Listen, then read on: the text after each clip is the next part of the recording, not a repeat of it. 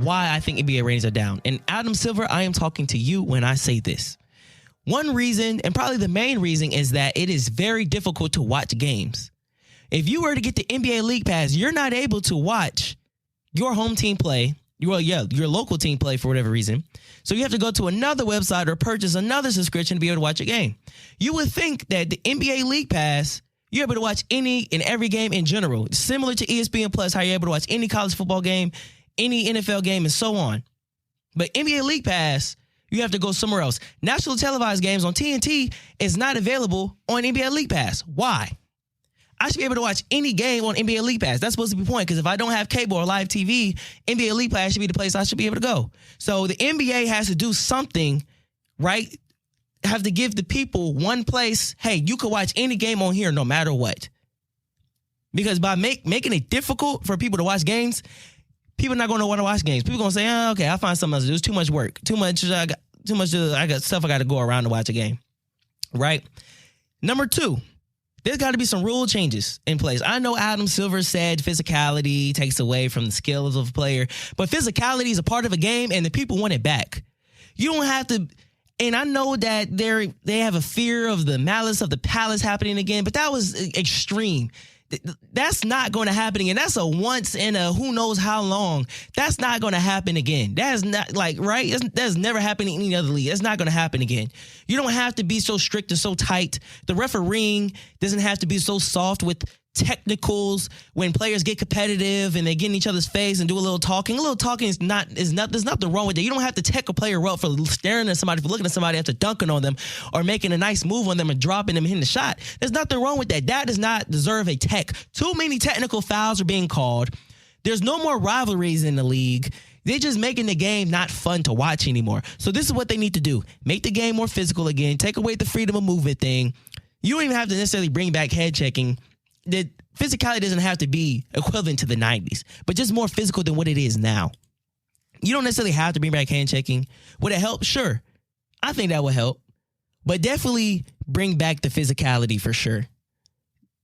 And then get on these refs on reducing the amount of technical fouls being called, because it's taken away from the competitive edge of the game.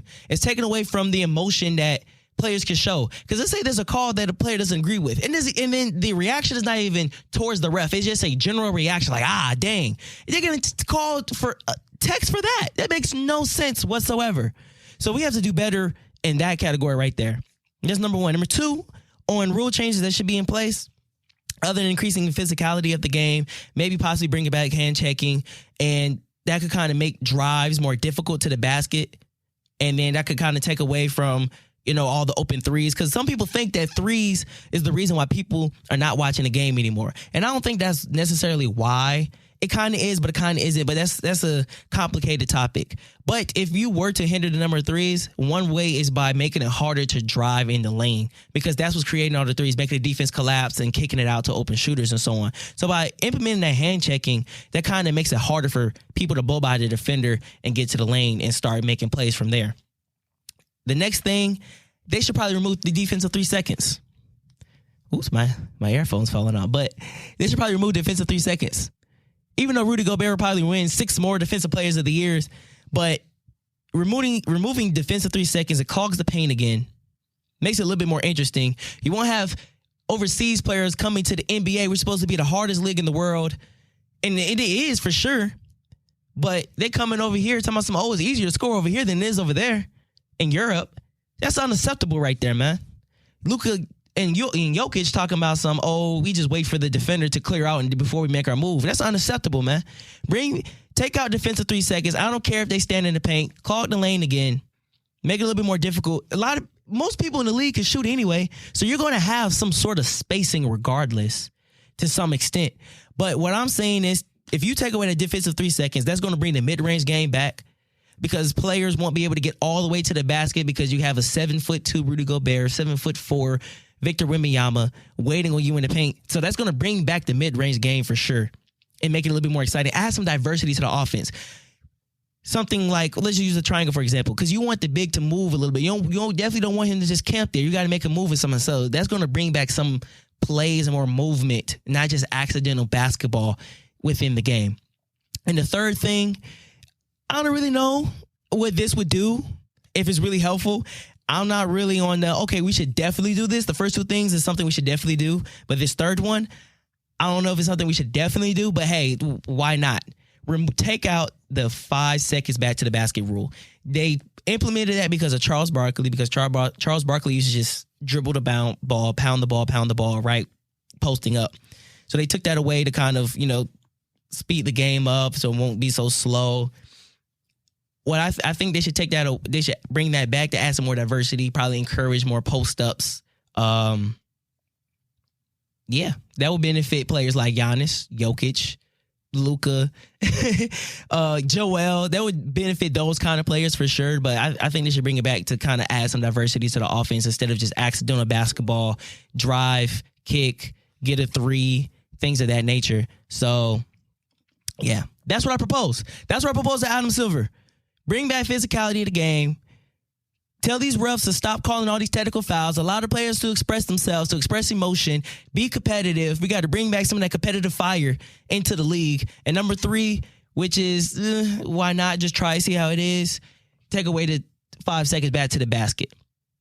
Now, this is something that has nothing to do with officiating or rules of the game. I don't know how this is going to come about, but the NBA really has no rivals. There's really no rival. The last rival we somewhat seen was the Cavs and the Warriors, but we haven't seen that in a while. Before the Sixers and the Celtics, they were rivals. Celtics and Lakers were rivals. Bulls and Pistons were rivals.